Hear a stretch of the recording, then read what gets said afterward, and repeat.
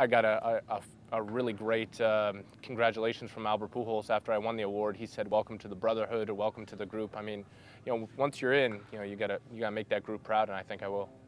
With some guys, the pressure of being MVP might get to him. I don't think that'll happen with Votto. He's a very grounded guy, and he is as driven as any player I've been around. I think I can do better. I saw some holes in my game that I feel like I can patch up, and I think I can do better.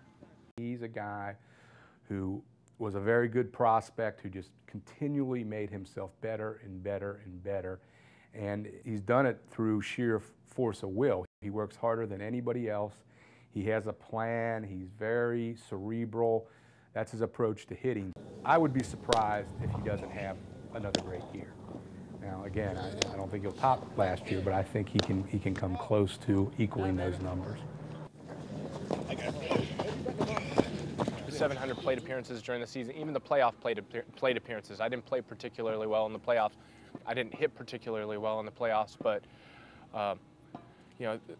there's so many times you can look back during that 6-month stretch that you can say, I could have done better here, or I could have concentrated more there, or I could have given, I could have made a better decision, or done a little bit more homework before that at bat. I think that's where it comes into. I think it comes into preparation and concentration, and I think that's hands down the most difficult thing we have to do as ball players, and that's what I strive to improve on. His approach is when he arrives at the ballpark, it's work. I mean, you won't see him play cards. You won't see him, he's friendly to his teammates, but he doesn't spend a lot of time around his locker chit-chatting. He goes to work. He has a plan every day, and he sticks to it. That's what's made him what he is. He has tremendous natural ability, but at the same time, I think he's a self-made player more so than probably anybody else on the team.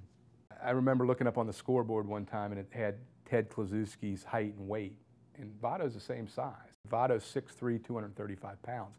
He's so lean and keeps himself so trim, you wouldn't think of him as being that big. I asked him who he watched, and it kind of surprised me because he said Barry Bonds. Bonds was such a unique type of player, so much power in that kind of thing that you wouldn't think a guy would try to be like Barry Bonds. But if you look at Votto's approach, it's similar. He waits for the pitch in his zone. He's very selective at the plate, and when he gets his pitch, he can crush it.